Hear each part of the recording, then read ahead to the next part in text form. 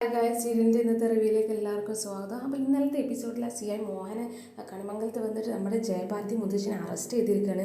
അവരോട് പറയുന്നുണ്ട് വീട്ടിൽ വെച്ച് ഈ സുകുമാരിനെയും അവരെ പേരക്കുട്ടി പ്രിയങ്കനെയും ക്രൂരമായിട്ട് മർദ്ദിച്ചതിനാണ് കേസ്, അതും ഗാർഹിക പീഡനം, 4 കൊല്ലെങ്കിലും ജയിലിൽ കിടക്കും എന്നൊക്കെ പറഞ്ഞിട്ട് ബലമായിട്ട് അവരെ കൊണ്ടുപോകാനൊക്കെ നിൽക്കുന്നത് വെച്ച് നമ്മുടെ ജയഭാരതി മുത്തശ്ശിക്കാണെങ്കിൽ യാതൊരു പേടിയില്ല. അവർ നല്ല ധൈര്യത്തോടെ തന്നെ നിൽക്കുകയാണ്. ഇങ്ങനെ താഴ്ന്നു കൊടുക്കാനോ തോറ്റു കൊടുക്കാനൊന്നും തയ്യാറല്ല എന്നൊക്കെ പറഞ്ഞിട്ട് നല്ല തൻ്റെ ഇടത്തോടെ തന്നെ ഈ കണിമംഗലത്ത് നിന്ന് ഇറങ്ങുകയാണ്. അപ്പോൾ ഇറങ്ങി വീടിൻ്റെ മുറ്റത്തെത്തിയ സമയത്തായിരുന്നു നമ്മുടെ വരുണും രാധികയുടെ വരവ്. അപ്പോൾ ഇവരെ കണ്ടപ്പോൾ പിന്നെ ജയഭാരതി മുത്തശ്ശിക്ക് ഭയങ്കര സന്തോഷമാവാണ്. എന്തായാലും ഒരാളെങ്കിലും ഇവരെ പോകുന്നതിന് മുന്നേ ഒന്ന് കണ്ടല്ലോ എന്നുള്ള രീതിയിലാണ് ജയഭാരതി മുത്തശ്ശി ഭയങ്കര സന്തോഷമായി നിൽക്കുന്നത്. അപ്പോൾ ഇവർ വണ്ടിയിൽ നിന്ന് ഇറങ്ങി നിൽക്കുന്നത് കാണുന്നത് തന്നെ നമ്മുടെ ജയഭാരതി മുത്തശ്ശി അവരുടെ ഹാൻഡ് കഫൊക്കെ ഇട്ടിട്ട് അങ്ങനെ പോലീസുകാരെ കൂടെ നിൽക്കുന്നതാണ്. ഇത് കണ്ടിട്ട് ഇവർ രണ്ടുപേര് വേഗം ജയഭാരതി മുത്തശ്ശിയുടെ അടുത്തേക്ക് ഓടി വരുന്നൊക്കെ ഉണ്ട്. എന്നിട്ട് വരുൺ അതൊക്കെ കണ്ടിട്ട് ആദ്യം ഒന്ന് കലിപ്പാവുകയാണ്. എന്നിട്ട് ഈ CI മോഹനോട് പറയുന്നുണ്ട് ഈ കയ്യെ അയക്കാനൊക്കെ പറയാണ്. അപ്പോൾ ഈ മോഹൻ പറയുന്നുണ്ട്, അതെങ്ങനെ അയക്കാൻ പറ്റിയ ഗാർഹിക പീഡനാണ്, വീട്ടിൽ ക്രൂരമായിട്ട് മർദ്ദിച്ചൊക്കെയാണ് ആ സുകുമാരിനെ നിൻ്റെ ഭാര്യ പ്രിയങ്കനെന്ന്. ഈ മോഹൻ എങ്ങനെയാണെന്ന് വെച്ചാൽ ഇവൻ ഇറിറ്റേറ്റ് ചെയ്യാൻ വേണ്ടിയിട്ട് മാത്രം ഈ മോഹന് എപ്പോഴും ഇങ്ങനെ വരുണിനോട് പ്രിയങ്ക എന്ന് പറയുന്നതിന് പകരം ഈ നിൻ്റെ ഭാര്യ എന്ന് തന്നെ ഇങ്ങനെ പറഞ്ഞുകൊണ്ടിരിക്കുകയാണ്. അത് വരുണിന് കേൾക്കുമ്പോൾ തന്നെ കലി വരാൻ വേണ്ടിയിട്ടാണ്. ഇയാൾ എപ്പോഴും ഈ പ്രിയങ്കയാണ് നിൻ്റെ ഭാര്യ എന്നിങ്ങനെ പറഞ്ഞുകൊണ്ടിരിക്കും. അപ്പോൾ അതിൻ്റെ ഇടയിൽ വരുണിനോട് ഇയാൾ പറയുന്നുണ്ട്, വല്ലാതെ ഓവറായിട്ട് കളിക്കരുത്, ഞാനിവിടെ രക്തക്കളാക്കും, ഈ കണിമംഗലത്ത് ഉള്ളവരൊക്കെ കൊന്നു തള്ളു എന്നൊക്കെ ഇങ്ങനെ ഇയാളിങ്ങനെ ഓരോന്നൊക്കെ വിളിച്ച് പറയുന്നൊക്കെ ഉണ്ട്. അത് ഒന്നാമത് എന്താണെന്ന് വെച്ചാൽ രാധികയും കൂടി ഇയാളോട് പറയാണ് അയാളൊന്നും ചെയ്യരുത്, വേണമെങ്കിൽ ഞങ്ങൾ 2 പേരെ അറസ്റ്റ് ചെയ്തു എന്നൊക്കെ പറഞ്ഞിട്ടുള്ള കലിപ്പ് മൊത്തം അയാളങ്ങനെ ആ വഴി അങ്ങ് പറഞ്ഞ് തീർക്കുന്നൊക്കെ ഉണ്ട്. പക്ഷേ അതിൻ്റെ മുന്നേ ഇയാൾ പറയുന്നുണ്ട് ഇവർ 4 വർഷമെങ്കിലും തടവിൽ കിടക്കും, അത് അല്ലെങ്കിൽ ഇനി തിരിച്ചു വരുന്ന സമയത്ത് തന്നെ ഇവർക്ക് ബോധമുണ്ടോ ജീവനുണ്ടോ എന്നൊന്നും പറയാൻ പറ്റില്ല, ചിലപ്പം മരിച്ചിട്ടായിരിക്കും വരുന്നത് എന്നൊക്കെ പറയുമ്പോൾ വരുണിന് അങ്ങ് കലി കയറുന്നൊക്കെ ഉണ്ട്. ആ വരുണ് അവരെ അങ്ങ് കയ്യേറ്റം ചെയ്യാനൊക്കെ പോകുന്ന സമയത്ത് ഇയാൾ എൻ്റെ യൂണിഫോം ഇട്ട ഒരാളെ നിന്ന് തല്ലാൻ നോക്കിയത്, അപ്പോൾ അതിൻ്റെ ഭവിഷ്യത്ത് എന്താണെന്ന് നിനക്ക് അറിയാനിട്ടാണ് എന്നൊക്കെ അങ്ങനെ പറഞ്ഞ് ഇയാൾ ആദ്യം ഭയങ്കരമായിട്ട് ഇറിറ്റേറ്റ് ചെയ്യുന്നുണ്ടെങ്കിലും വരുണ് പിന്നെ ഒന്ന് കൂളാവണം. കാരണം എങ്ങനെയെങ്കിലും ഇയാളെ കാല് പിടിച്ചിട്ടാണെങ്കിലും മുത്തശ്ശിനെ രക്ഷിക്കണം എന്നുള്ള മട്ടിലാണ്. അത് പിന്നെ ഇയാൾ അറസ്റ്റ് ചെയ്ത് കൊണ്ടുവരാൻ പറഞ്ഞിട്ട് നിൽക്കുന്ന സമയത്ത് വേഗം ഈ രാധികയും വരുണും കൂടി മുത്തശ്ശിയുടെ അടുത്ത് പോയിട്ട് ഇങ്ങനെ മുത്തശ്ശി എന്നൊക്കെ പറഞ്ഞിട്ട് അവരങ്ങനെ പിടിച്ചു വെക്കുന്ന സമയത്ത് നമ്മുടെ മുത്തശ്ശി നല്ല ധൈര്യത്തിൽ പറയുന്നുണ്ട്, എന്തിനാ മക്കളെ നിങ്ങളിങ്ങനെ സങ്കടപ്പെടുന്നത്, ഞാൻ ഭയങ്കര സന്തോഷത്തിൽ തന്നെയാണ് പോകുന്നത്, എനിക്കങ്ങനെ പേടിയൊന്നുമില്ല, പിന്നെ നമ്മളെ പ്രവൃത്തി കാരണം ഈ CI മോഹൻ്റെ ഡ്യൂട്ടിക്ക് തടസ്സങ്ങളൊന്നും ഉണ്ടാക്കണ്ട, ഇയാൾ എന്നെ ജയിലിൽ കൊണ്ടുപോയിട്ട് ഒന്നും കൊല്ലാനൊന്നും പോകുന്നൊന്നുമില്ലല്ലോ, ഇയാൾക്കൊന്നും ചെയ്യാനൊന്നും പറ്റത്തില്ലല്ലോ, അതുകൊണ്ട് ആ ഒരു പേടിയൊന്നും എനിക്കില്ല എന്നൊക്കെ ഇങ്ങനെ ജയഭാരതി മുത്തശ്ശി ഒരു പേടിയില്ലാതെ ഇങ്ങനെ ഇവരോട് സംസാരിക്കുകയാണ്. പറഞ്ഞിട്ട് ഞാൻ ഭയങ്കര ഹാപ്പിയിലാണ് പോകുന്നത്, കാരണം നിങ്ങളുടെ 2 പേരുടെ ജീവിതത്തിൽ ഇപ്പോൾ ഒരു സന്തോഷം ഉണ്ടല്ലോ, പ്രിയങ്ക എന്തായാലും വീട്ടിലില്ലല്ലോ എന്നുള്ള കാര്യത്തിലായിരിക്കും വേണമെങ്കിൽ ജയഭാരതി മുത്തശ്ശി അങ്ങനെ പറഞ്ഞത്. എന്നിട്ട് ഈ CI മോഹനോട് മുത്തശ്ശി പറയുന്നുണ്ട്, പോയാലോ സാറേ എന്നൊക്കെ പറയുമ്പോൾ പിടിച്ചുകൊണ്ട് വാടോ എന്നൊക്കെ പറഞ്ഞിട്ട് അവരെ അങ്ങ് ജീപ്പിലൊക്കെ കയറ്റി അങ്ങ് പോവുകയാണ്. പോലീസുകാർ മുത്തശ്ശിനെയും കൊണ്ട് അവിടെ നിന്ന് പോയതിന് ശേഷം വരുണിട്ട് അധികം ഇങ്ങനെ ഭയങ്കര ടെൻഷനായിട്ട് ഇങ്ങനെ ആ വണ്ടി പോകുന്നത് നോക്കി നിൽക്കുന്ന സമയത്ത് ഈ പത്മിനി അവരുടെ അടുത്തേക്ക് വന്നിട്ട് പറയുന്നുണ്ട്, മുത്തശ്ശി അറസ്റ്റ് ചെയ്ത് കൊണ്ടുപോയി ഇനി എന്താ നമ്മൾ ചെയ്യുക എന്നൊക്കെ പറഞ്ഞ് ഭയങ്കര ടെൻഷനായിട്ട് ഇങ്ങനെ സംസാരിച്ചുകൊണ്ടിരിക്കുകയാണ്. അപ്പം വരുണൊരു അധികം പറയുന്നുണ്ട്, എന്തായാലും CI മോഹൻ്റെ ഭാഗത്തുനിന്ന് യാതൊരു കനിവും പ്രതീക്ഷിക്കേണ്ട, അയാൾ ഒന്നും ചെയ്യത്തൊന്നുമില്ല, അയാൾ എങ്ങനെയെങ്കിലും കൊടുക്കാനേ നോക്കെടുത്തുള്ളൂ എന്നൊക്കെ ഇങ്ങനെ വരും പറയുന്നുണ്ട്. എന്നിട്ട് പത്മിനിയോട് പറയുന്നുണ്ട്, അമ്മ ഭയങ്കര ടെൻഷനാവുന്നു വേണ്ട, ഞങ്ങൾ 2 പോയിട്ട് അഡ്വക്കേറ്റിനൊക്കെ കൂട്ടിയിട്ട് എങ്ങനെയെങ്കിലുമൊക്കെ മുത്തശ്ശിനെ ജയിലിൽ നിന്ന് ഇറക്കിയിട്ട് ഇവിടുന്ന് തിരിച്ചു വരുള്ളൂ, അതുകൊണ്ട് അമ്മ അവിടെ കാത്തിരുന്നു, ഒരു പേടിയും പേടിക്കണ്ട എന്നൊക്കെ പറഞ്ഞിട്ട് രാധികനെ കൂട്ടിയിട്ട് വരുണും അങ്ങ് പോവാണ്. പിന്നെ വരുണും പോയി കഴിഞ്ഞതിന് ശേഷം പിന്നെ അവിടെ ആകെ ഉള്ളത് ഈ കൽപ്പന ഉർവശിയാണ്. അവർക്ക് 2 പേർക്കാണെങ്കിൽ ഈ പത്മിനെ ഒറ്റക്ക് കിട്ടിയാൽ വെറുതെ ഇങ്ങനെ ചൊറിയുന്ന സ്വഭാവം പണ്ടേ ഉള്ളതാണ്, ആ സ്വഭാവം ഇവിടെ പിന്നെയും കാണിക്കുന്നത്. അപ്പോൾ 2 പേരും മെല്ലെ വന്നിട്ട് പ്രിയങ്കല്ല കൽപ്പന ഉർവശിയും കൂടി മെല്ലെ പത്മിനിയുടെ അടുത്ത് വന്നിട്ട് വന്നിട്ട് ഇങ്ങനെ സംസാരിക്കണം. ഈ മുത്തശ്ശീൻ്റെ ഒരു കാര്യം, മുത്തശ്ശിക്ക് എങ്ങനെയെങ്കിലൊക്കെ ഒന്ന് കയ്യും കാലമൊക്കെ പിടിച്ചിട്ട് ആ പോലീസിൻ്റെ എങ്ങനെയെങ്കിലും ഒന്ന് ഷോപ്പിട്ടിട്ട് രക്ഷപ്പെട്ട് പോരാൻ നോക്കുന്ന സമയത്ത് അവരെ കയറി അങ്ങ് വിളിച്ചാൽ പിന്നെ എങ്ങനെ രക്ഷപ്പെടുക എന്നൊക്കെ ഇങ്ങനെ ഉർവശി ഇങ്ങനെ വെറുതെ ഈ ഒരു ഹെഡങ്ങേറായി നിൽക്കുന്ന ടൈമിൽ വരെ ഇങ്ങനെ ഇറിറ്റേറ്റ് ചെയ്തുകൊണ്ട് ഇങ്ങനെ സംസാരിക്കണം. പിന്നെ കൽപ്പനയുടെ വക വേറെ കൽപ്പന അറിയുന്നുണ്ട്. നമ്മളൊക്കെ എങ്ങനെ സഹിക്കുന്ന പോലെ മുത്തശ്ശി നമ്മളെങ്ങനെ പറയുന്ന പോലെ നമ്മളതൊക്കെ കേട്ട് സഹിക്കുന്ന പോലെ ബാക്കിയുള്ളവരൊന്നും സഹിക്കണം എന്നില്ല എന്നൊക്കെ ഇങ്ങനെ പറയണേ. അത് കേട്ട് പത്മിനിക്ക് എന്തായാലും കാര്യം മനസ്സിലായതിനെ പറ്റി ഇറിറ്റേറ്റ് ചെയ്യാൻ വന്നതാണ്. വെറുതെ ഇങ്ങനെ ചൊറിഞ്ഞുകൊണ്ടിരിക്കുന്നവരെ സ്ഥിരം സ്വഭാവമായതുകൊണ്ട് പത്മിനി അങ്ങ് ചൂടാവാണ്. മതി രണ്ടുപേരും ഇങ്ങനെ ഇത് സംസാരിച്ചുകൊണ്ടിരിക്കലേ. ഇവിടെ ഇപ്പം സംഭവിച്ചത് കണിമംഗലത്തിന് ഏറ്റവും കൂടുതൽ നാണക്കേട് വരാനുള്ളതിൽ വെച്ച് ഏറ്റവും വലിയ നാണക്കേടാണ്. അതുകൊണ്ട് അത് വല്ലാതെ മുതലെടുക്കാൻ നോക്കരുത് എന്നൊക്കെ അവരോട് ദേഷ്യപ്പെട്ടിട്ട് അങ്ങ് പോവാണ്. പിന്നെ കൽപ്പന ഉർവശി നേരെ വീട്ടിൽ കയറിയിട്ട് റൂമിൽ കയറി അങ്ങനെ സംസാരിക്കുകയാണ്. കിട്ടിയൊരു സമയമാണ് അവർക്ക് ഇങ്ങനെ കുറ്റം പറയുന്നത്. കാരണം വീട്ടിൽ ആരും ആകെ പത്മിനിയാണ്. പത്മിനി അവിടെ അപ്പുറത്ത് എവിടെയെങ്കിലുമൊക്കെ ഉണ്ടാകും. ഇവരിങ്ങനെ പറയാണ്, എന്താണ് ആ പോലീസുകാരൻ കാട്ടിയത്? മുത്തശ്ശിനെ മാത്രം കൊണ്ടുപോയി അറസ്റ്റ് ചെയ്തിട്ടുണ്ട്, ബാക്കിയുള്ളവരും കൂടി ഒന്ന് അറസ്റ്റ് ചെയ്യണ്ടേ? ആ വരുണിന് രാധികനെ ഇനി അറസ്റ്റ് ചെയ്യേണ്ടത്, അവരെ ഇവിടെ ഇട്ടിട്ട് ആ മുത്തശ്ശിനെയും കൊണ്ടാണ് പോയത് എന്നൊക്കെ ഇങ്ങനെ പറയുന്നുണ്ട്. അപ്പം ഉർവശിയും പറയുന്നുണ്ട്, എന്തായാലും മുത്തശ്ശിക്കാകെ കിട്ടേണ്ടതായിരുന്നു. കാരണം മുത്തശ്ശിയുടെ കണക്കിൽ നമ്മളൊക്കെ ഇവിടെ ഒരു അധികപ്പറ്റായിട്ടൊക്കെ എനിക്ക് തോന്നിയിട്ടുണ്ട്. നമ്മൾ ഭക്ഷണം കഴിക്കുന്നതിന് പോലും ഒരു കണക്ക് പറയുന്ന പോലെയൊക്കെയാണ് എനിക്ക് തോന്നിയത്. എന്തായാലും അവർക്ക് കിട്ടിയ ശിക്ഷയ്ക്ക് നമ്മൾ യാതൊരു ടെൻഷനും അടിക്കേണ്ട ആവശ്യമില്ല. കാരണം അത് അവർക്ക് കിട്ടേണ്ടത് തന്നെയാണ് എന്നൊക്കെ ഇങ്ങനെ പറയാണ്. അപ്പോൾ കൽപ്പന അറിയുന്നുണ്ട്, നമ്മുടെ ചെറിയച്ഛനും ഗൗതമൊക്കെ ഈ വീട്ടിൽ നിന്ന് പുറത്തായതും അവർ ജയിലിൽ കിടക്കുന്നത് എല്ലാത്തിനും കാരണം ഈ മുത്തശ്ശിയാണ്. അതുകൊണ്ട് കുറച്ചൊക്കെ ഒന്ന് അനുഭവിക്കട്ടെ, എന്നിട്ട് വന്നാൽ മതി എന്നൊക്കെ ഇങ്ങനെ പറഞ്ഞ് ഇവരിങ്ങനെ ബ്രാഗിക്കൊണ്ട് നിൽക്കുന്ന സമയത്തുണ്ടാവും പത്മിനി ആ വഴി ഇങ്ങനെ വരികയാണ്. അപ്പോൾ പിന്നെ ഇവർ പത്മിനിനെ ഇറിറ്റേറ്റ് ചെയ്യാൻ വേണ്ടി പോവുകയാണ്. ഇതെന്ന് വെച്ചാൽ ഈ പത്മിനി കേൾക്കത്തക്ക വിധത്തിൽ ഇങ്ങനെ നമ്മുടെ ജയഭാരതി മുത്തശ്ശിനെ പൊക്കി പറയാൻ തുടങ്ങുകയാണ്. എന്തൊരു തലവേർപ്പായിരുന്നു ഈ മുത്തശ്ശി ഈ വീട്ടിലിങ്ങനെ നിൽക്കുന്നത് കാണാൻ തന്നെ ഒരു ചന്തമായിരുന്നു. കാര്യം മുത്തശ്ശിക്ക് നമ്മളെ ഇഷ്ടമില്ലെങ്കിലും മുത്തശ്ശിയുടെ ആ ഒരു ഗംഭീര്യം, ആ ഒരു തൻ്റെയിടും അതൊക്കെ നമ്മൾ പുറത്ത് പോകുമ്പോൾ നാട്ടുകാർ വരെ പറയുന്നുണ്ടായിരുന്നു. ഇപ്പോൾ എന്താ അവസ്ഥയാണ് എന്നൊക്കെ ഇങ്ങനെ പറയുമ്പോൾ ഈ ഉർവശിയും കൂടി പറയാണ്, ഞാൻ ഈ ചന്ദ്രേട്ടൻ്റെ ഭാര്യയായിട്ട് ഇവിടെ വന്ന സമയത്തൊന്നും മുത്തശ്ശിക്ക് എന്തൊരു നല്ലൊരു മുത്തശ്ശിയായിരുന്നു. ഒരു വാക്കുകൊണ്ട് പോലും ആരെങ്കിലുമൊക്കെ ഒരു ഉപദ്രവിക്കുന്നത് ഞാനിതുവരെ കണ്ടിട്ടില്ല എന്നൊക്കെ ഇങ്ങനെ പറയണേ. പത്മിനിക്ക് എങ്ങനെയെങ്കിലും ഇങ്ങനെ സങ്കടം വരുത്തുക എന്നാണ് ഇവരെ ലക്ഷ്യം. പിന്നെ പത്മിനിയാണെങ്കിൽ അതിൽ വീഴുന്നു പോകുന്നുണ്ട്. പത്മിനി ഭയങ്കര ടെൻഷനായിട്ട് വേഗം അവരുടെ അടുത്ത് ഇങ്ങനെ പോയി സംസാരിക്കാൻ. ഉർവശി മെല്ലെ ഇങ്ങനെ പത്മിനിയോട് പറഞ്ഞിട്ട്, അല്ല ചേച്ചി, നിങ്ങൾ ഏട്ടനോട് കാര്യം പറഞ്ഞോ? വിളിച്ച് ഫോണിൽ ഈ അറസ്റ്റ് നടന്ന സംഭവങ്ങളൊക്കെ അറിയിച്ചോ എന്നൊക്കെ പറയുമ്പോൾ പത്മിനി പറയുന്നുണ്ട്, വേണ്ട, അമ്മയുടെ കാര്യം ആയതുകൊണ്ട് ഏട്ടൻ നല്ല തളർന്നു പോകും. അത് കേട്ടാൽ തന്നെ ഓൾറെഡി ഒരു ഹാർട്ട് പേഷ്യൻ്റ് ആയതുകൊണ്ട് പെട്ടെന്നുള്ള ഷോക്കൊന്നും പറയാൻ പറ്റത്തില്ലല്ലോ, അതുകൊണ്ട് പറഞ്ഞിട്ടില്ല. നേരിട്ട് വന്നിട്ട് ഇവിടെ വീട്ടിൽ നിന്ന് കാര്യം എല്ലാം അങ്ങനെ പറഞ്ഞ് മനസ്സിലാക്കാം എന്നൊക്കെ അങ്ങനെ പറയണേ. അപ്പോൾ പിന്നെ ഇവർക്കൊരു ചാൻസും കിട്ടിയതാണ്. എങ്ങനെയെങ്കിലും ഈ വാർത്ത അറിയിച്ചാൽ വല്ല അറ്റാക്ക് വന്നാലോ എന്നൊക്കെ വിചാരിച്ചിട്ട് അവർക്ക് നല്ലൊരു ചാൻസും കിട്ടിയിരിക്കുന്നു. അപ്പോൾ ഇവരിങ്ങനെ പറയുന്നുണ്ട്, എന്തായാലും ആ മോഹൻ്റെ അടുത്തുനിന്ന് യാതൊരു ദാക്ഷിണ്യം പ്രതീക്ഷിക്കണ്ട. അവർക്ക് പേഴ്സണലി രാധികനോടും ഈ വരുണിനോടും ഭയങ്കര ദേഷ്യമുണ്ട്. ആ ദേഷ്യം മൊത്തം തീർക്കുന്നത് ഇപ്പോൾ നമ്മുടെ മുത്തശ്ശിനോടാണ്. അതുകൊണ്ടാണ് മുത്തശ്ശിനെ അറസ്റ്റ് ചെയ്തത്. അതുകൊണ്ട് എന്തായാലും മുത്തശ്ശിനെ വിടാനൊന്നും അയാൾ പോകുന്നില്ല എന്നൊക്കെ ഇങ്ങനെ പറയുന്നുണ്ട്. പിന്നെ പത്മിനി ഇങ്ങനെ പറയണേ, മുത്തശ്ശി ഇവിടെ ഉള്ള സമയത്തൊക്കെ എന്തെങ്കിലും ഒരു ടെൻഷൻ വന്ന് മുത്തശ്ശിയുടെ അടുത്ത് ഇങ്ങനെ പോയിരുന്നാൽ മുത്തശ്ശി നമ്മളെ പ്രശ്നങ്ങളൊക്കെ ഒരു നിസാരാണെന്നൊക്കെ പറഞ്ഞൊക്കെ റെഡിയാക്കി തന്നിരുന്നു എന്നൊക്കെ പറഞ്ഞിട്ട് മുത്തശ്ശിനെ ഓർത്തിങ്ങനെ ഭയങ്കരമായിട്ട് ഇങ്ങനെ ടെൻഷനായി ഇവരോടാണ് സംസാരിക്കുന്നത്. പത്മിനിക്ക് എത്ര പറഞ്ഞാലും മനസ്സിലാവില്ല ഇവരെ ക്യാരക്ടർ. വീണ്ടും വീണ്ടും ഇവരെ ഒരു നല്ല ക്യാരക്ടർ ഇങ്ങനെ ആയി കാണുകയാണ് ഈ പത്മിനി. അവസാനം ഇവർ ഈ ഉർവശി ഇങ്ങനെ പറയാണ്, വയസ്സാം കാലത്ത് ജയിലിൽ പോകണമെങ്കിൽ എന്തെങ്കിലും ഒരു ജാതകദോഷം ഉണ്ടാകും എന്നിങ്ങനെ പറയണേ. പത്മിനി പറയുന്നുണ്ട്, അമ്മ ഒരാൾക്ക് ഉപദ്രവമോ ഒരു പ്രശ്നങ്ങളും ഉണ്ടാക്കിയിട്ടില്ല. ഈ അമ്മനെക്കുറിച്ച് ദോഷം ചിന്തിക്കുന്നവരും മോശമായിട്ട് ചിന്തിക്കുന്നവരും അവർക്കൊക്കെ എന്തായാലും ദൈവം ശിക്ഷ കൊടുക്കും എന്നൊക്കെ ഇവർക്കും ഒന്ന് താങ്ങിയിട്ടാണ് സംസാരിക്കുന്നത്. എന്തായാലും അവർക്കത് കറക്റ്റായിട്ട് മനസ്സിലായിട്ടുണ്ട് തന്നെ. അവരുടെ മുഖത്തിൻ്റെ എക്സ്പ്രഷൻ കണ്ടാൽ തന്നെ മനസ്സിലാകും. പിന്നെ നേരെ ജയഭാരതി മുത്തശ്ശിനെ ജയിലിലേക്ക് അങ്ങ് കൊണ്ടുപോകാൻ വേണ്ടിയിട്ട് ഈ പോലീസ് വണ്ടി അവിടെ സ്റ്റേഷനിലെത്തി. തൊട്ട് പിന്നാലെ തന്നെ നമ്മുടെ വരുണിൻ്റെ രാധികേൻ്റെ കാറുണ്ട്.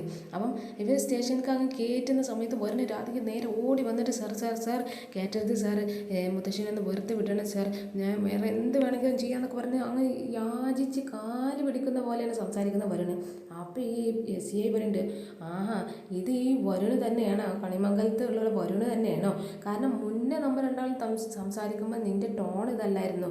ഇപ്പോൾ ഇത്രയും അപേക്ഷ എനിക്ക് ജീവിതത്തിൽ ഇവിടെ ജോലി ചെയ്തതിന് ശേഷം ഒരുപാട് അപേക്ഷ കിട്ടിയിട്ടുണ്ടെങ്കിൽ ഇത്രയും താഴ്മയുള്ളൊരു അപേക്ഷ ഇപ്പോഴാണ് കിട്ടുന്നത് മോനെ എന്നൊക്കെ ഇങ്ങനെ ഇവനൊന്ന് കളിയാക്കി സംസാരിക്കണം. കാരണം ഇവന് കലിപ്പുണ്ടെങ്കിലും പക്ഷെ അതിപ്പോൾ കാട്ടാനുള്ള സമയമല്ല എന്നുള്ള ബോധ്യം നല്ല വരുന്നുണ്ട്. അവർ രാധിക പറയുന്നുണ്ട്, സർ മുത്തശ്ശിനെ ഈ ജയിലിലേക്ക് കയറ്റരുത്, മുത്തശ്ശിക്ക് എന്തെങ്കിലും ഒരു വേദന വന്നാൽ എന്നൊക്കെ ഇങ്ങനെ പറയുമ്പോൾ ഈ CA അവളോട് അങ്ങ് ചൂടാവണം. നിനക്കൊന്നും പൊള്ളുമോ അല്ലേ? ഇവരെ എങ്ങനെ ഈ സ്റ്റേഷനിലിട്ട് എങ്ങാനും മർദ്ദിച്ചാൽ നിനക്കൊക്കെ വേദനിക്കും അല്ലേ?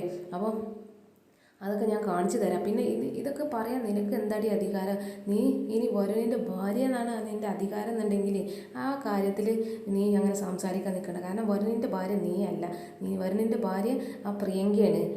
പിന്നെ നീ ഇവൻ്റെ കൂടെ ഇങ്ങനെ നടക്കുന്നതിൻ്റെ ഉദ്ദേശം എന്താണെന്ന് അറിയില്ലെങ്കിലും അതിൻ്റെ പേര് വേറെയാണ് എന്നൊക്കെ ഇങ്ങനെ പറയുമ്പോൾ തന്നെ വരുണിനെ അങ്ങ് കലിപ്പ് കയറുകയാണ്. നമ്മുടെ മുത്തശ്ശിക്കാണെങ്കിൽ അത് കേട്ടിട്ട് തന്നെ മുത്തശ്ശിയുടെ ഭാവമൊക്കെ മാറുന്നുണ്ട്. അപ്പോൾ വരുണ അങ്ങ് സോറി എന്നൊക്കെ പറഞ്ഞിട്ട് അങ്ങ് ദേഷ്യപ്പെടുന്ന സമയത്ത് കണ്ടോ ഇവൻ്റെ ഭാവം മാറി, കണ്ടോ ഭാര്യനെ എന്തെങ്കിലുമൊക്കെ പറഞ്ഞപ്പോൾ തന്നെ ഇവൻ്റെ ഭാവം മാറി. ഇപ്പം നിൻ്റെ അപേക്ഷയൊക്കെ എവിടെയിടാ, നിൻ്റെ താഴ്മൊക്കെ എവിടെ പോയിടാ എന്നൊക്കെ പറയുമ്പോൾ വീണ്ടും ഇവനങ്ങ് കൂളാകുകയാണ്. കാരണം ഈ CIക്ക് ഇവരെ ഇറിറ്റേറ്റ് ചെയ്യാൻ പറ്റിയ സമയമാണ്. കാരണം ഇയാളെ കയ്യിലാണ് ഇപ്പോൾ പവർ. വരുണ് പിന്നെ നേരെ ആ CIൻ്റെ കാലിൽ അങ്ങ് വീഴുന്ന സമയത്ത് മുത്തശ്ശി അങ്ങ് ചൂടാവണേ, നീ എന്താണ് ഈ കാണിക്കുന്നത്? അങ്ങനെ താഴ്ന്ന അവലോട് സംസാരിക്കേണ്ട ആവശ്യമില്ല. ഇവരെന്നെ സ്റ്റേഷനിൽ പിടിച്ചിട്ടിട്ടൊന്നും വീങ്ങൊന്നുമില്ലല്ലോ. അതുകൊണ്ട് നീ അങ്ങനെ താഴ്ന്ന അവനോട് സംസാരിക്കൊന്നും വേണ്ടാന്ന് ജയഭാരതി മുത്തശ്ശി പറയുമ്പോൾ CI പറയുന്നുണ്ട്, കണ്ടില്ലേ നീ ഇവർക്ക് വേണ്ടിയിട്ടാണ് ഇവിടുന്ന് എന്നോട് യാചിച്ചത്, ഇവരാണ് നീ വെറുതെ വിടാൻ പറഞ്ഞതല്ലേ എന്നൊക്കെ പറഞ്ഞിട്ട് ഈ മുത്തശ്ശിനെ അങ്ങ് സ്റ്റേഷനിൽ കയറ്റാൻ പറയണേ. മുത്തശ്ശിനെ എന്തായാലും ജയിലിൽ കയറ്റി കഴിഞ്ഞതിന് ശേഷം ഈ CI ഇവരോട് ഇങ്ങനെ സംസാരിക്കണേ, നീ ഒരു കാര്യം ആലോചിക്കണം. പണ്ട് നീ പബ്ലിക്കായിട്ട് എന്നെ അങ്ങോട്ട് ഇട്ട് തല്ലിയ സമയത്ത് ഞാൻ പറഞ്ഞ കാര്യം നീ ഇടയ്ക്കിടയ്ക്ക് ഇങ്ങനെ ആലോചിക്കണം. എന്നിട്ട് ഞാൻ ബാക്കി കാര്യങ്ങളൊക്കെ വീണ്ടും ആ പരിപാടി കഴിഞ്ഞതിന് ശേഷം ചെയ്തത് നീ ഒന്ന് ചിന്തിച്ച് നോക്ക്. എനിക്ക് ഈ കടിച്ച പാമ്പിനെ കൊണ്ട് തന്നെ വിഷം ഇറപ്പിക്കുന്ന പരിപാടിയല്ല, ആ കടിച്ച പാമ്പിൻ്റെ മാളത്ത് പോയി ആ കുടുംബത്തിലുള്ള എല്ലാവരെയും കൊല്ലുന്ന ഒരു പരിപാടിയാണ് എനിക്കിഷ്ടം. അപ്പോൾ നമുക്ക് കളി കാണാം എന്നൊക്കെ പറഞ്ഞിട്ട് ഈ CI അവനെ വിളിച്ചിട്ട് അങ്ങ് സ്റ്റേഷനിലേക്ക് കയറി പോവാണ്. പിന്നെ വരുൺ രാധികനോട് ഇങ്ങനെ പറഞ്ഞിട്ടുണ്ട്, ഇയാളോട് ഞാൻ സംസാരിച്ചിട്ട് കാര്യമില്ല, ഞാൻ വേഗം അഡ്വക്കേറ്റിനെ വിളിക്കട്ടെ എന്നൊക്കെ പറഞ്ഞിട്ട് ആ അഡ്വക്കേറ്റിനെ വിളിച്ചിട്ട് കാര്യം പറയുകയാണ്. കണിമംഗലത്തേക്ക് വരുണിൻ്റെ അച്ഛൻ ഇങ്ങനെ വീട്ടിലേക്ക് തിരിച്ചു വരികയാണ്. വീട്ടിൽ കയറുന്ന സമയത്ത് തന്നെ ഈ ഉർവശിയും കൽപ്പനയും അയാൾക്കിട്ടൊന്ന് കൊടുക്കാൻ വേണ്ടിയിട്ട് തന്നെ നിൽക്കുകയാണ്.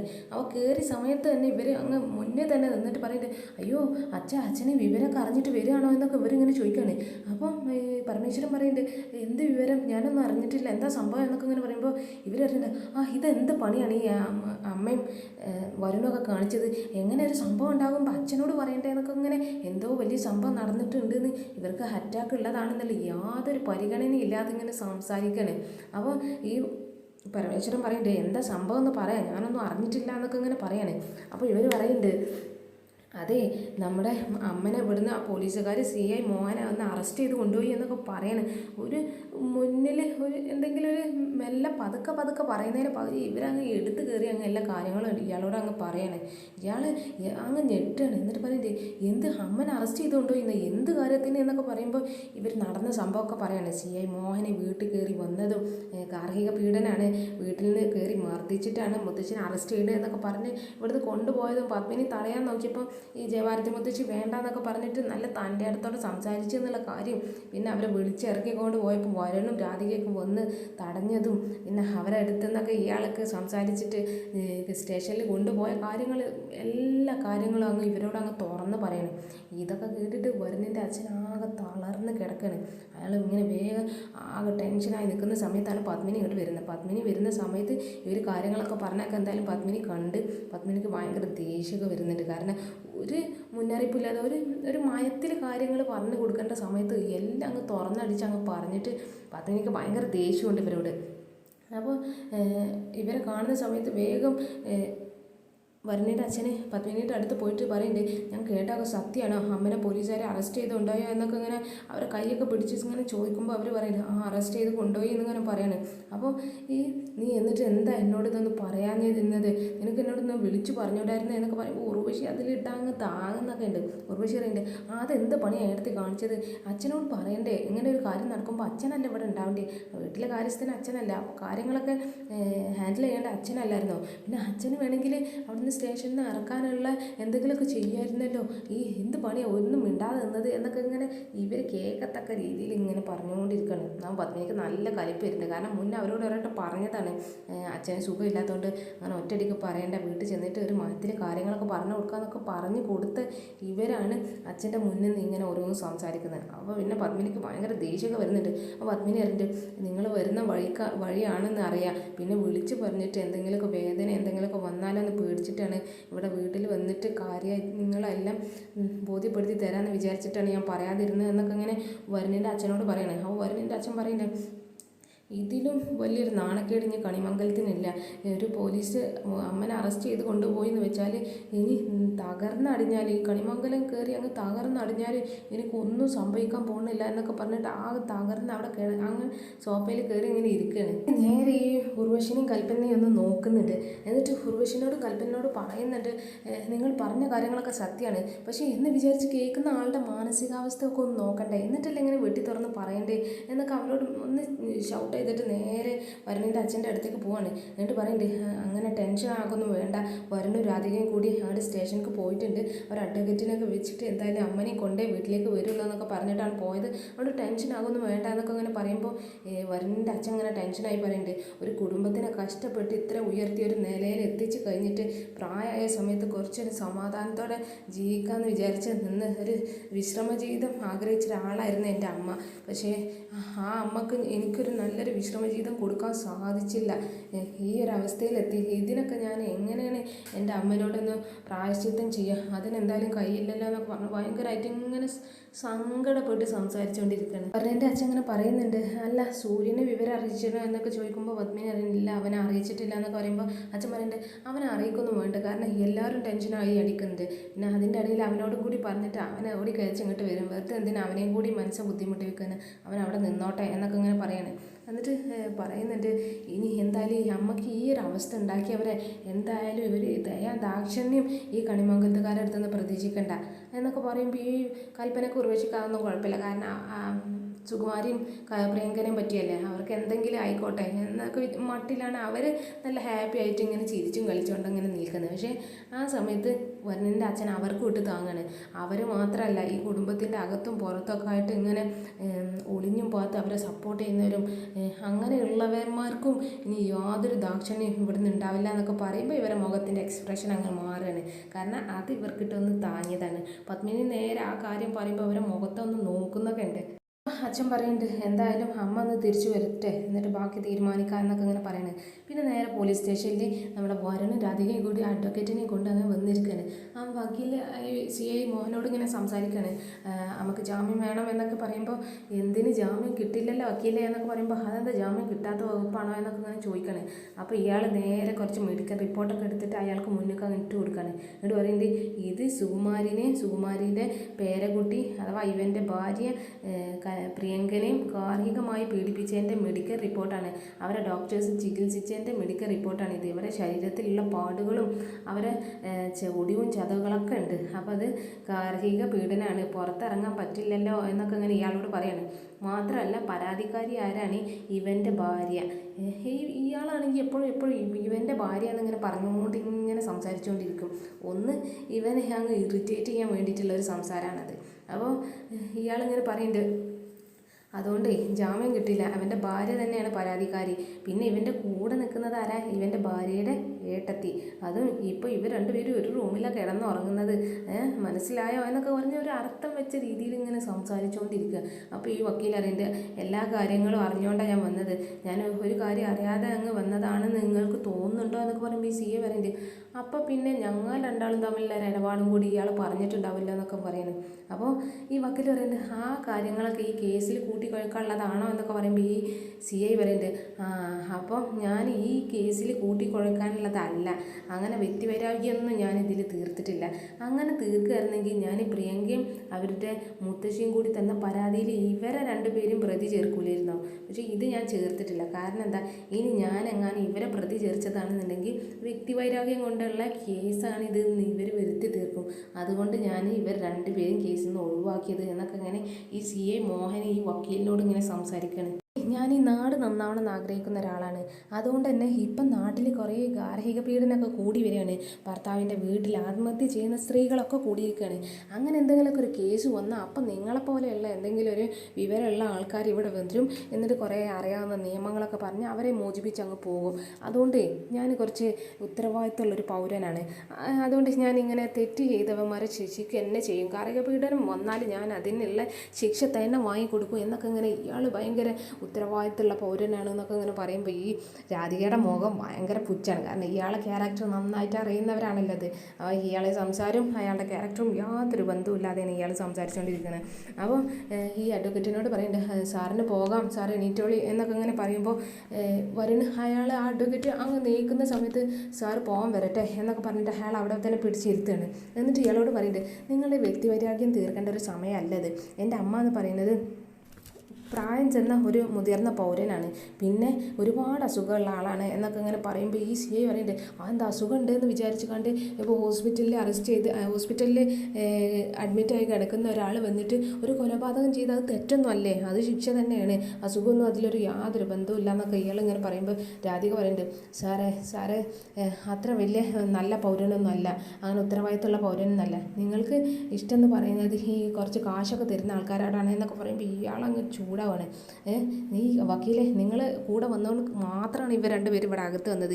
ഇവരിവിടെ അകത്ത് വന്നിട്ട് എനിക്കെതിരെ ഞാൻ കൈക്കൂലിക്കാരനാണെന്നൊക്കെ സംസാരിക്കുന്നതൊക്കെ ഞാൻ നോക്കി നിൽക്കണം എന്നൊക്കെ പറഞ്ഞിട്ട് ഇയാൾ ഭയങ്കരമായിട്ട് ഇങ്ങനെ ഷൗട്ട് ചെയ്ത് സംസാരിക്കാൻ ഈ CIനോട് പറയുന്നുണ്ട്, നിങ്ങളൊന്ന് സ്വതന്ത്രനായിട്ടൊന്ന് ചിന്തിച്ച് നോക്കി, ഇങ്ങനെ ഓരോന്നും ചിന്തിക്കാതെ എന്നൊക്കെ പറയുമ്പോൾ ഈ പോലീസുകാരൻ ഈ CI പറയുന്നുണ്ട്, അങ്ങനെയാണെങ്കിൽ ഞാൻ സ്വതന്ത്രനായിട്ട് ചിന്തിക്കുകയാണെങ്കിൽ ഞാൻ ഈ കേസ് കോടതിയിൽ എത്തിച്ച് അത് തെളിയിക്കും ചെയ്യും എന്നൊക്കെ പറയുന്നുണ്ട്. എന്നിട്ട് ഒരു നിമിഷമെങ്കിലും നിങ്ങൾ ഇനിയും ഇവിടെ ഈ സ്റ്റേഷനിൽ നിൽക്കുകയാണെങ്കിൽ ഞാൻ നിൻ്റെ മുത്തശ്ശിനെ ഇവിടെ ഇട്ട് ചതച്ചരക്കും എന്നൊക്കെ ഇങ്ങനെ പറയുമ്പോൾ വരുണിൻ്റെ കൺട്രോൾ അങ്ങ് പോവാണ്. ഇവന് നേരെ ആ പോലീസുകാരനെ കയറി അങ്ങ് കൈ വെക്കുകയാണ്. അപ്പോൾ പിന്നെ അവിടെ കയ്യാങ്കളെ വരുണിനെ രാധിക ആ വക്കീലൊക്കെ പിടിച്ച് മാറ്റുന്നൊക്കെ ഉണ്ട്. എന്നിട്ട് ഇയാൾ പറയുന്നുണ്ട്, ഏണ്ടാ വക്കീലെ, ഇവനോടൊന്ന് പറഞ്ഞു കൊടുക്ക്, ഈ യൂണിഫോമിലുള്ള പോലീസുകാരൻ്റെ നേരെ കൈ വെച്ചാൽ എന്താ സംഭവം എന്ന്, പിന്നെ ഇനി ഇവിടെ നിന്ന് പോയാലേ എന്നൊക്കെ പറഞ്ഞിട്ട് ഭയങ്കരമായിട്ട് ഇങ്ങനെ ഈ പോലീസുകാരൻ പ്രഷറാകുന്ന സമയത്ത് ഈ അഡ്വക്കേറ്റും രാധികയും കൂടി അവനെ കൊണ്ട് കഷ്ടപ്പെട്ട് പുറത്തിറങ്ങാണ്. എന്നിട്ട് പുറത്തിറങ്ങിയിട്ട് ഈ അഡ്വക്കേറ്റ് അവനെ ഷൗട്ട് ചെയ്യണേ, നീ എന്ത് കാര്യമാണ് നീ ചെയ്തത്, അതും പോലീസ് സ്റ്റേഷനിൽ വന്നിട്ട് ഒരു പോലീസുകാരനെ കൈയൊക്കെ എന്ന് പറഞ്ഞാൽ കേസ് തന്നെ മാറും എന്നൊക്കെ പറയുമ്പോൾ പറയുന്നുണ്ട്, സോറി സാർ, എൻ്റെ കൺട്രോൾ പോയതാണ്, മുത്തശ്ശീരെ പറ്റി അങ്ങനെയൊക്കെ പറഞ്ഞപ്പോൾ എനിക്ക് നിയന്ത്രണം വിട്ടുപോയി എന്നൊക്കെ പറയുമ്പോൾ ഇയാൾ പറയുന്നുണ്ട്, നിനക്ക് വേണ്ടപ്പെട്ട ഒരാളാണ് ആ ജയിലിനകത്ത് കിടക്കുന്നത് എന്നുള്ളൊരു ചിന്ത വേണ്ടേനി, പിന്നെ ഞാൻ ആദ്യമായിട്ടാണ് ഇങ്ങനൊരു സംഭവം, എങ്ങനെയെങ്കിലുമൊക്കെ അവരെ അവിടെ നിന്നൊക്കെ ജാമ്യത്തിൽ ഇറക്കാൻ കഴിഞ്ഞിരുന്നു, പക്ഷെ നീ ഇടപെട്ട് കണ്ട് ആകെ കുളമാക്കി എന്നൊക്കെ ഇങ്ങനെ പറയുമ്പോൾ വരുന്നതിൻ്റെ നിങ്ങളുടെ ദേഷ്യം വരികയാണ്. നിങ്ങൾ അവിടെ നിന്ന് അയാൾ ഒന്നോ രണ്ടോ വാക്ക് പറഞ്ഞപ്പോഴത്തേന് പേടിച്ച് എണീറ്റ് പോകുന്നതൊക്കെ ഞാൻ കണ്ടതല്ലേ, പിന്നെ വല്ലാതെ അങ്ങനെ ഓവറായി സംസാരിക്കാൻ നിൽക്കട്ടെ, മാന്യമായിട്ട് നല്ല പോലീസുകാരെ കാണാത്ത ഒരു കുറവുണ്ട് നിങ്ങൾക്ക് എന്നൊക്കെ പറഞ്ഞിട്ട് ഈ വക്കീലിന് എതിരെ ഇവനിങ്ങനെ സംസാരിക്കണം. അപ്പോൾ വക്കീലിനും ദേഷ്യം വരികയാണ്. അപ്പോൾ വക്കീൽ പറയുന്നുണ്ട്, എൻ്റെ ജീവിതത്തിൽ ഞാൻ ഇങ്ങനൊരു സംഭവം കണ്ടിട്ട് പോലുമില്ല, അതുകൊണ്ട് ഇനി കേസ് വേണമെങ്കിൽ നിങ്ങൾ തന്നെ വായിച്ചോ, എനിക്കതിന് വേറെ പണിയുണ്ട് എന്നൊക്കെ പറഞ്ഞിട്ട് ഞാൻ ഇനി കേസും വാദിക്കില്ല എന്നൊക്കെ പറഞ്ഞാണ്ട് ഇയാളോട് സംസാരിക്കുകയാണ്. അപ്പോൾ പിന്നെ വരുന്ന ദേഷ്യം വരികയാണ്, ഇത്രയും കാലമായിട്ടും ജോലി ചെയ്തിട്ട് ഇതുവരെയായിട്ട് നല്ലൊരു പോലീസുകാരനെ പോലും നിങ്ങൾ കണ്ടിട്ടില്ല എന്നൊക്കെ പറഞ്ഞിട്ട് ഇവരോട് ഷൗട്ട് ചെയ്യുമ്പോൾ ഇവൻ പറയുന്നുണ്ട്, നീ എങ്ങാനുമൊക്കെ ഈ വക്കീൽ വരുന്നതിനോട് പറയാണ്, നീ എങ്ങാനുമൊക്കെ ഈ കേസ് തെളിയിച്ച് മുത്തച്ഛനെ പുറത്തിറങ്ങാൻ വേണ്ടിയിട്ട് ശ്രമിച്ചാൽ നിൻ്റെ മുത്തച്ഛിക്ക് വേണമെങ്കിൽ ജീവപര്യന്തരമായിരിക്കും, ചെറിയൊരു പെറ്റി കേസിന് വേണ്ടി ജീവപര്യന്തരം അനുഭവിക്കേണ്ടി വരും നിൻ്റെ മുത്തശ്ശി, നിൻ്റെ സ്വഭാവം ഇതാണെങ്കിൽ. പിന്നെ നമ്മൾ വന്നത് അമ്പലത്തിലേക്കൊന്നല്ലല്ലോ, നല്ല കാര്യങ്ങൾ മാത്രം കേൾക്കാൻ പോലീസ് സ്റ്റേഷനിലല്ലേ എന്നൊക്കെ പറഞ്ഞിട്ട് ഇയാളിങ്ങ് സംസാരിക്കുകയാണ്. ജീവപര്യന്തരം എന്നൊക്കെ പറയുമ്പോൾ വരുണ് വീണ്ടും ദേഷ്യം വരികയാണ്. അവൻ വരുണ് വീണ്ടും അയാൾക്കിട്ട് ദേഷ്യപ്പെടുകയാണ്. അവൻ ഈ വക്കീലും അവസാനം വരുണിനെ കൈ ഒഴിഞ്ഞിരിക്കുകയാണ് ഗൈസ്. അങ്ങനെ എപ്പിസോഡ് എന്തായാലും ഇവിടെ അവസാനിക്കുന്നുണ്ട്. പക്ഷേ പിന്നെ നാളത്തെ പ്രൊമോയിലൊക്കെ കാണിക്കുന്ന പോലെ പ്രിയങ്കയ്ക്ക് വിളിച്ചിട്ട് പ്രിയങ്ക ഈ രാധികനെ ഒഴിവാക്കിയ കേസ് ഒഴിവാക്കി തരാം എന്നൊക്കെ അങ്ങനെ പറയുന്നുണ്ട്. പിന്നെ നമ്മുടെ ജയഭാരതി മുത്തശ്ശി വരുണിനോട് രാധികനോട് അടുത്തിരുന്നിട്ട് ഇങ്ങനെ പറയുന്നുണ്ട്, രാധികനോട് ഇവൻ നിന്നെ മറന്നു പോയാൽ പിന്നെ നീ അവനെ ഓർക്കരുത് എന്നൊക്കെ പറഞ്ഞാൽ വേണമെങ്കിൽ രാധിക പറഞ്ഞിട്ടുണ്ടാവും എന്നെ നീ ഉപേക്ഷിച്ചോ എന്നൊക്കെ പറയുമ്പോൾ വേണമെങ്കിൽ മുത്തശ്ശി അങ്ങനെ പറഞ്ഞതാവാനൊരു ചാൻസ് ഉണ്ട്. നീ ഉപേക്ഷിച്ചോ, ഞാൻ നിന്നെ ഉപേക്ഷിച്ച് പോക്കോളാം എന്നൊക്കെ പറയണം, മുത്തശ്ശിക്ക് വേണ്ടി ഞാൻ അത് ചെയ്യുക എന്നൊക്കെ ഇങ്ങനെ പറയുമ്പോൾ വേണമെങ്കിൽ മുത്തശ്ശി പറഞ്ഞേക്കാരെ ഇവനെ ഉപേക്ഷിച്ച് പോയിട്ട് വേണമെങ്കിൽ ഇനി നീ ഇവനെ ഓർക്കരുത് എന്നൊക്കെ പറഞ്ഞതാവാം. എന്തോ നമുക്ക് വരുന്ന എപ്പിസോഡിൽ എന്താ സംഭവിക്കുകയൊക്കെ നോക്കാം. അപ്പോൾ ഇന്നത്തെ എപ്പിസോഡ് എന്തായാലും ഇവിടെ കഴിഞ്ഞിരിക്കുകയാണ് ഗൈസ്. അപ്പോൾ ഓക്കെ ബൈ ആൾ. ഞാനിവിടെ കുറച്ച് പിക്ചറൊക്കെ വരച്ചിട്ടുണ്ട്, അപ്പോൾ അതിൻ്റെ അഭിപ്രായം കൂടി ഒന്ന് പറയണേ. Okay bye.